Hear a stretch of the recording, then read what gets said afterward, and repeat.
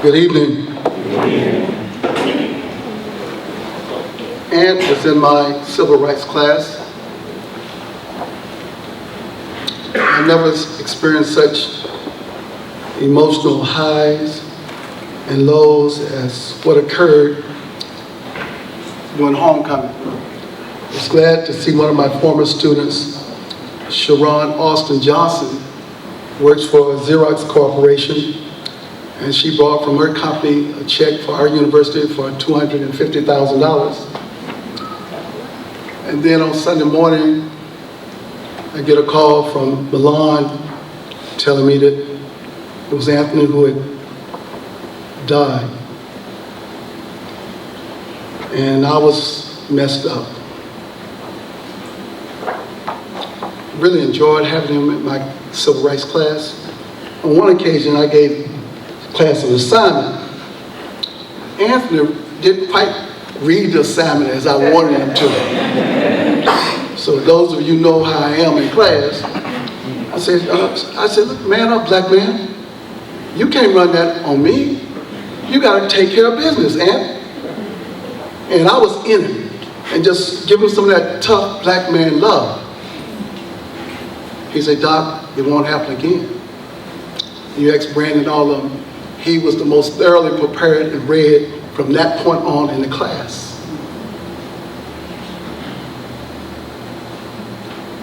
On Saturday morning, I got up at 7:30 because I had to go to Pelser to see about my student. It was raining cats and dogs Saturday morning. I said, Lord, just let me get here. I'm trying to do the right thing. I got there several hours earlier, and when the hearse came in, I told him I wanted to be a part of bringing my student into the church.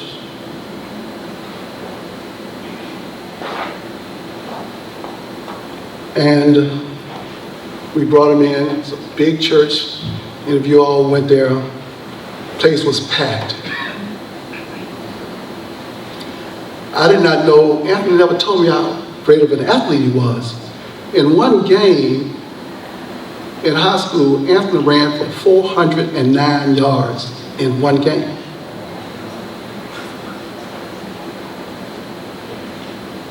And I listened to the players and the coaches, and I was moved because the players just took up a little money, and they started off the Anthony White Scholarship with a $500 donation.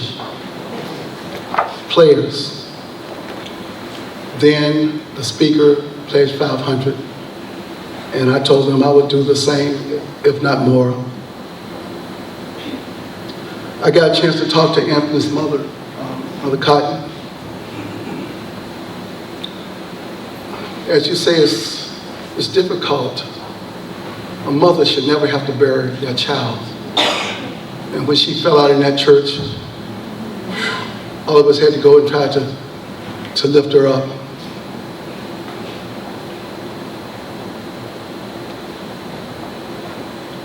I talked to her after the program, and I met Anthony's father. And the person who Anthony really emulated was when I got a chance to talk to his granddaddy. And he said, you that professor that's been on Anthony and getting him to do what I wanted him to do. So yeah, and then he started telling, they say, he really respected you. And you say, well, they're just saying that to be nice. But then the granddaddy began to tell me all the things that we were going through in our civil rights class and teaching his granddaddy about that. It was just a very moving experience. They say you don't question God. I've always felt that he gave us, in our cerebral vortex area, critical thinking ability. Because I do. Because he should be here today. But as old folks say, we understand it better by and by. We miss him. In my civil rights class, we have taken the chair that he sat in the Model United Nations room. We draped with the Black Liberation flag, and we have Brandon did a nice sign of Anthony White in memory of him. And we have it faced in a certain way, and I tell the students, you have to take advantage of these opportunities. Anthony cannot. And he was serious about developing and getting an education. So I think that, and I am a RAM, I'm a graduate of this institution. I went to Wake Forest and UNCG, but I am a RAM.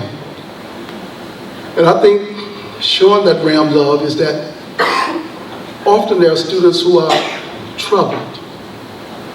And we have to find ways to reach them. And you never can tell what words of comfort you can give, as Dr. Cotton talked about. Very hard for me because I've never seen a killing on campus in all the time I've been here.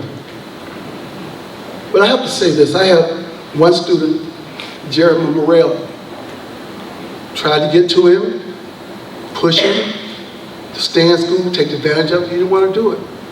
Left with slinging drugs, shot and killed a young man.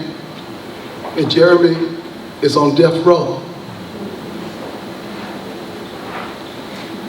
Mark O'Brien was a senior business major here. I taught him.